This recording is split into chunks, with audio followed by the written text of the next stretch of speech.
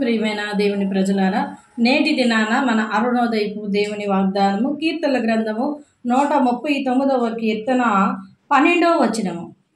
చీకటి అయినను నీకు చీకటి కాకపోను, రాత్రి పగట వలె నీకు వెలుగుగా ఉండును. హల్లెలూయా. ఇక్కడ భక్తులు చేస్తున్న ప్రార్థన బట్టి దేవుడు భక్తునికి ఇస్తున్న సమాధానం ఏంటంటే, చీకటి నీ జీవితంలో ఆవరించిన అది నీకు చీకటిగా ఉండదు. రాత్రిపూట వచ్చే చీకటి కనుక అది నీకు పగటి వలె వెలుగుగా ఉంటుంది అని సెలవిస్తూ ఉన్నారు. కనుక ఆ మాట ఈ దినాన దేవుడు నీతో కూడా మాట్లాడుతూ ఉన్నారు. ఎందుకంటే యేసుక్రీస్తు వారు వెలుగై ఉన్నారు.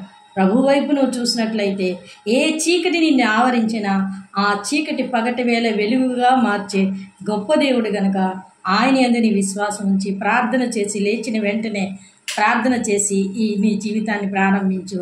దేవుడు నిన్ను దీవించి ఆశీర్వదిస్తాడు. ఆమేన్.